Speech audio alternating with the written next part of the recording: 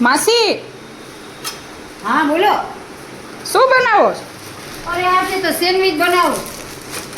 Sandwich? હા. બીજું? બીજું દાલ ફ્રાય ને જીરા રાઈસ. એ તો બધું ઠીક છે. હા. શરત કેમ હારી ગયા તા? અરે યાર હું તો મારા દીકરા હાટુ તો મારે જાને કુરબાન કરી દઉં. હોય પૈસા કોની ટીમમાં રહ્યા તા તમે? મારા દીકરાનું ટિફિન બોક્સ. મેડમની ટીમમાં રહેવાનું જ નથી ને તમારે? અરે ના મેડમ ને શું કરવા છે? મેડમને શું કરવા છે એમ? રૂપિયા 100 રૂપિયા લાવો રોકડા હાલો. હા એ તો આપી દે પણ જો રૂપિયા કાંઈ માયને નથી મળી જાય તો કાંઈ રૂપિયા ભેગા નહીં આવે. તો કોણ ભેગું આવશે? મારો દીકરો કોક દી કેમ કે મારી માં હતી તો મારે હારું.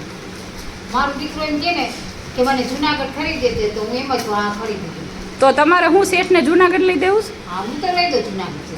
કેમ લઈ દેહો જુનાગઢ? વખતે જુનાગઢ દે એટલે હું લઈ દઉં. હપ્તે જુનાગઢ લઈ દેહો શેઠને? હપ્તેથી જ કરીશ રોકડેથી કાંઈ કરતા નથી. એમ? કામી નટકા પડી પણ તમે હારી જશો તો એ શેઠની ટીમમાં રહેવાનું છે તમારે.